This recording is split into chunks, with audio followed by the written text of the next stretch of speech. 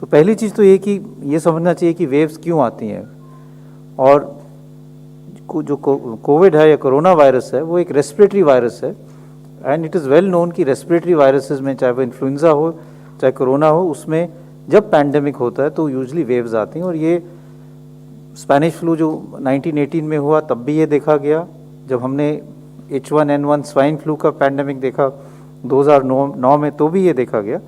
और ये शुरू में क्योंकि एक ससेप्टेबल पॉपुलेशन होती है तो इसमें वेव्स मल्टीपल वेव्स आती हैं, उसके बाद वायरस बिकम्स एंडेमिक और फिर इन्फेक्शन हैज़ अ सीजनैलिटी।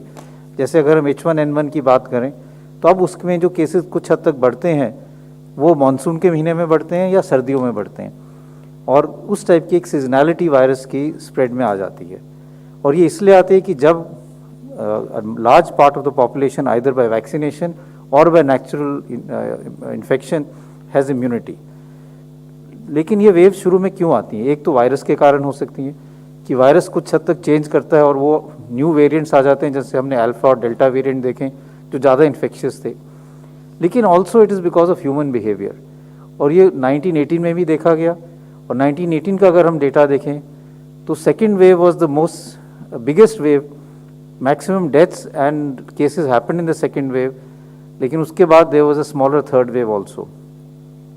जब भी केसेस बढ़ते हैं there is then fear in people and human behaviour changes, और उसमें ये होता है कि कोविड अप्रोप्रिएट बिहेवियर और इनफैक्ट नॉन फार्मास्यूटिकल मेजर्स जो हैं वो हम ज़्यादा फॉलो करते हैं, लॉकडाउन भी हो जाता है, तो उससे चेन ऑफ ट्रांसमिशन टूट जाता है और वायरस आगे फैल नहीं पाता, और इसलिए केसेस भी कम हो जाते हैं।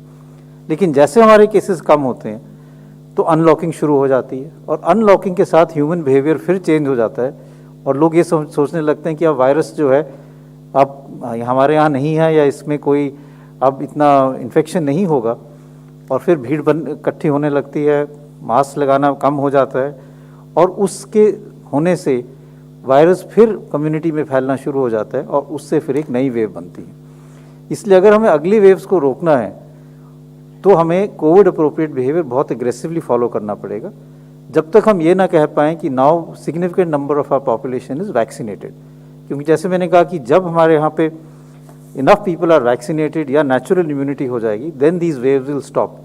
लेकिन तब तक जो है अप्रोप्रिएट बिहेवियर ही एक हमारे पास रास्ता है जिससे हम आगे वेव्स को कम कर सकते हैं या रोक सकते हैं। दूसरा पॉइंट था कि ये जो अगली वेव्स हैं ये बच्चों में ज़्यादा सीरियस होंगी। अगर हम पूरा डेटा देखें, इंडियन डेटा देखें फर्स्ट वेव का, सेकेंड वेव का, या ग्लोबल डेटा देखें, तो अभी तक ऐसा कोई डेटा नहीं आया विद ओल्ड द वायरस और द न्यू वेरिएंट्स जहाँ पे ये दिखाया गया है कि बच्चों में अब ज़्यादा सीरियस इन्फेक्शन होगी।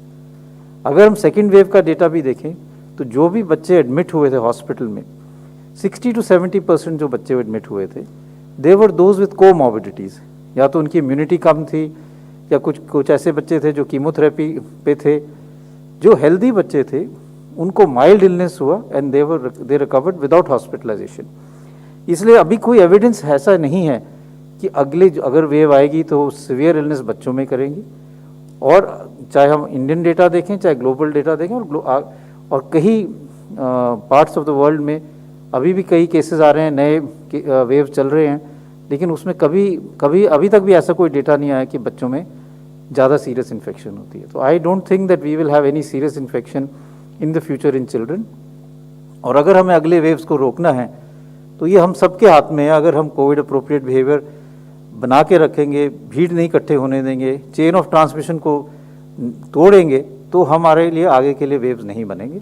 और ये आई थिंक बहुत ज़रूरी है, both from point of view of subsequent waves and misinformation की the subsequent waves are going to cause more severe disease in children.